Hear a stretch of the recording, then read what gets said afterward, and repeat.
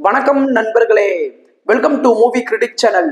இன்னைக்கு நம்ம ரீசெண்டா தியேட்டர்ஸ்ல தமிழ்ல துல்கர் சல்மானோட நடிப்புல வெளிவந்திருக்கிற காந்தா படத்தோட ரிவ்யூ பத்தி தான் தெரிஞ்சுக்க போறோம். இப்ப படத்தோட கதை என்ன அப்படிங்கிறத மேலோட்டமா தெரிஞ்சுக்கலாம். படத்துல சமுத்திரக்கனி ஐயா அப்படின்னு சொல்லப்படுற ஒரு பெரிய திரைப்பட இயக்குனரா இருக்கிறாரு.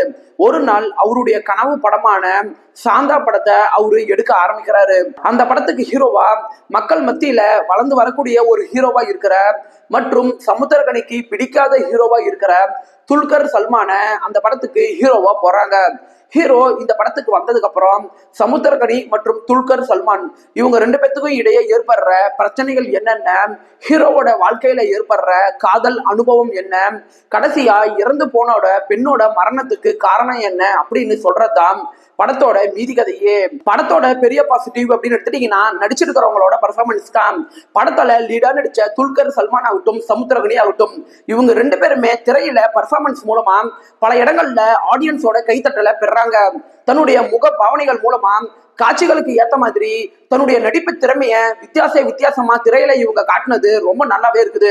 மேலும் படத்துல லீடா நடிச்ச பாக்கியஸ்ரீ போஸ் ஆகட்டும் ராணா டகுபதி ஆகட்டும் இவங்க ரெண்டு பேருமே பல இடங்கள்ல பர்ஃபார்மன்ஸ்ல பிச்சு உதறி இருக்கிறாங்க அப்படின்னு சொல்லலாம். இந்த படம் 1950 காலகட்டத்துல நடக்கிற மாதிரி தான் காட்சிகளா கொண்டுட்டு வரப்பட்டிருக்குது. சோ அந்த டைம் பீரியட ஆடியன்ஸ் கண் எதிர கொண்டுட்டு வரணும் அப்படிங்கிறதுக்காக இவங்க பயன்படுத்தின கேமரா வேலைகளாகட்டும் உடைகளாகட்டும் செட் ஒர்க் ஆகட்டும் இதெல்லாம் ரொம்ப நல்லாவே படத்துக்கு கை கொடுத்துருக்குது. படத்துல வர ரொமான்டிக் காட்சிகளாகட்டும் மிஸ்ட்ரி சம்பந்தப்பட்ட காட்சிகளாகட்டும் இந்த இடங்கள்ல பேக்ரவுண்ட் மியூசிக் ஆனது காட்சிகளுக்கு நல்லாவே கை கொடுத்துருக்குது. படத்துல சமுத்திரகனி மற்றும் துல்கர் சல்மான் இவங்க ரெண்டு பேத்துக்கும் இடையே வர போட்டி சம்பந்தப்பட்ட காட்சிகள் திரையில நல்லாவே இருக்குது.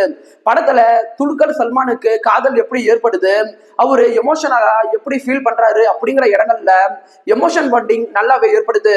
படத்தோட குறைகள் அப்படின்னு எடுத்துட்டீங்கன்னா இந்த படத்தோட ரன் டைம் தான். இந்த படம் 2 மணி நேரம் 45 நிமிஷம் பக்கம் ரன் ஆகுது.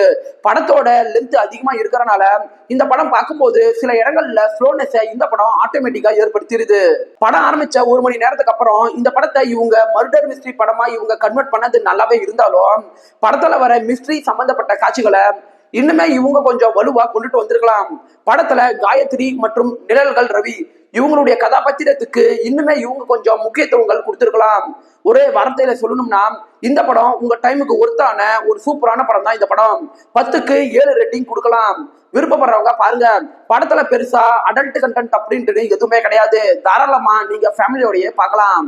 இந்த வீடியோ உங்களுக்கு பிடிச்சிருந்துச்சுன்னா லைக் பண்ணுங்க, சப்ஸ்கிரைப் பண்ணுங்க, ஷேர் பண்ணுங்க, மறக்காம பெல் பட்டன் நமக்கு மறந்துடாதீங்க.